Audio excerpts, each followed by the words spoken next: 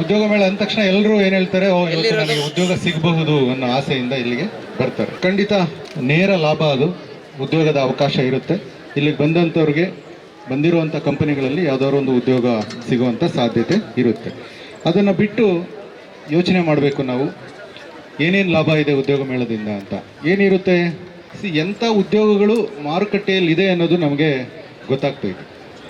ಬಂದಿರುವಂಥ ಕಂಪನಿಗಳಿಂದ, ಬರ್ಬೋದಾದಂಥ ಕಂಪನಿಗಳಿಂದ ಯಾವ ಉದ್ಯೋಗಗಳಿಗೆ, ಯಾವ ಕೌಶಲ್ಯಗಳಿಗೆ ಬೇಡಿಕೆ ಇದೆ ನಮಗೆ ಅಂತ ಅನ್ನೋದು ಒಂದು ಗೊತ್ತಾಗುತ್ತೆ. ಮಾರುಕಟ್ಟೆಯಲ್ಲಿ ಎಂತಹ ವಿದ್ಯಾಭ್ಯಾಸ ಮಾಡಿದ್ರೆ, ಎಂತಹ ಕೌಶಲ್ಯ ತಗೊಂಡ್ರೆ ನಾವು ಉದ್ಯೋಗಕ್ಕೆ ಸೇರ್ಕೋಬೋದು ಅಂತ ಒಂದು ಅವಕಾಶ ಸಿಗುತ್ತೆ. ಇಂಟರ್ವ್ಯೂ ಹೇಗೆ ಅಟೆಂಡ್ ಮಾಡಬೇಕು ಅನ್ನೋದು ಗೊತ್ತಾಗುತ್ತೆ. ನೀವು ಒಂದೇ ಕಂಪನಿಗೆ ಇಂಟರ್ವ್ಯೂ ಕೊಡೋದಿಲ್ಲ, ಒಂದು ಕಂಪನಿ, 2 ಕಂಪನಿ, 3 ಕಂಪನಿ ಈ ಥರ ಕೊಡೋದ್ರಿಂದ ಅಲ್ಲಿ ಬೇರೆ ಬೇರೆ ರೀತಿಯ ತಂಡಗಳಿರ್ತವೆ.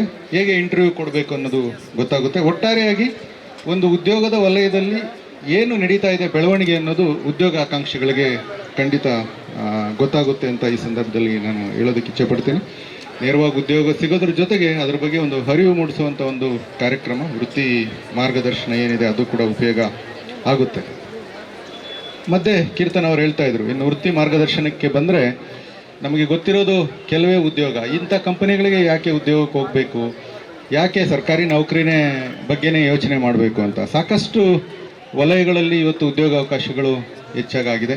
ಎಷ್ಟು ಜನ ನಾವು ಪೆಟ್ರೋಲಿಯಂ ವಲಯದ ಬಗ್ಗೆ, ಉದ್ಯೋಗದ ಬಗ್ಗೆ ಯೋಚನೆ ಮಾಡ್ತೀವಿ ನಮ್ಮ ಊರಿನಲ್ಲಿರುವಂಥವರು. ಎಷ್ಟು ಜನ ನಾವು ಕವಿ ಲೇಖಕರಾಗಬೇಕು ಅಂತ ಬಯಸ್ತೀವಿ. BA Kannada literature, English literature ಓದ್ತಿರ್ತೀವಿ. ಒಂದು ಕ್ಲರ್ಕ್ ಉದ್ಯೋಗಕ್ಕೆ ಅರ್ಜಿ ಹಾಕೋದ್ರಲ್ಲಿರುವಂಥ ಆಸಕ್ತಿ ನಮಗೆ, ಒಂದು ಲೇಖನ ಬರೀಬೇಕು, ಒಂದು ಕವನ ಬರೀಬೇಕು, ಒಂದು ಕಾದಂಬರಿ ಬರೀಬೇಕು ಅನ್ನೋ ಆಸಕ್ತಿ ನಮ್ಮಲ್ಲಿ ಬಹಳಷ್ಟು ಜನಕ್ಕೆ ಕಡಿಮೆ ಇರುತ್ತೆ. ಇದ್ದರೂ ಬಹುಶಃ ಅದಕ್ಕೆ ಏನು ಪ್ರೋತ್ಸಾಹ ಯಾವ ರೀತಿ ಸಿಗಬೇಕೋ ಅಷ್ಟು ಒಂದು ಸಿಗ್ತಾ ಇಲ್ಲ ಅನಿಸುತ್ತೆ. ಹೀಗಾಗಿ ಏನು ಸಾಂಪ್ರದಾಯಿಕವಾಗಿ ಉದ್ಯೋಗ ಅಂತಿದೆ, ಸರ್ಕಾರಿ ನೌಕರಿ, ಡಾಕ್ಟರ್, ಇಂಜಿನಿಯರ್, ITI, ಡಿಪ್ಲೊಮೊ, ಇದು ಬಿಟ್ಟು ತಾವೆಲ್ಲ ಯೋಚನೆ ಮಾಡಬೇಕು. ಹೆಚ್ಚಾಗಿ ನ್ಯೂಸ್ ಪೇಪರನ್ನು ಓದಿ, ಸಾಕಷ್ಟು ಮಾರ್ಗದರ್ಶನ ಬರುತ್ತೆ. ಇದಕ್ಕೆ ಸಂಬಂಧಪಟ್ಟಂಥ ಸಾಕಷ್ಟು ಮ್ಯಾಗ್ಝಿನ್ಸ್ ಇದೆ, ಅದನ್ನು ಓದ್ತಾ ಇರಬೇಕು. ದೂರದರ್ಶನ ಇದರಲ್ಲೆಲ್ಲ ಕೆಲವು ಇಂಟರ್ವ್ಯೂಗಳು ಅದು ಇದು ಬರ್ತೈತೆ, ಸಾಕಷ್ಟು ಅವಕಾಶಗಳಿರುತ್ತೆ. ಸೋಷಿಯಲ್ ಮೀಡಿಯಾ ಇದೆ, ಸೋಷಿಯಲ್ ಮೀಡಿಯಾದಲ್ಲಿ ಕೂಡ ಅವಕಾಶಗಳ ಬಗ್ಗೆ ಹೆಚ್ಚು ಗೊತ್ತಾಗ್ತಾ ಇರುತ್ತೆ. ಈ ಉದ್ಯೋಗ ಮೇಳಕ್ಕೆ ತಾವೆಲ್ಲ ಬಂದಿದ್ದೀರಾ, ಎಲ್ಲರ ಸಹಕಾರದಿಂದ ಇದು ನಡೀತಾ ಇದೆ. ಶ್ರೀಮತಿ ಕೀರ್ತನ HS ಅವರು ನಮ್ಮ ಮುಖ್ಯ ಕಾರ್ಯನಿರ್ವಾಹಕ ಅಧಿಕಾರಿಗಳು ಹೆಚ್ಚು ಶ್ರಮವಹಿಸಿ ಇದನ್ನು ಮಾಡಿದ್ದಾರೆ. ಈ ಉದ್ಯೋಗ ಮೇಳ ಯಶಸ್ವಿಯಾಗಲಿ.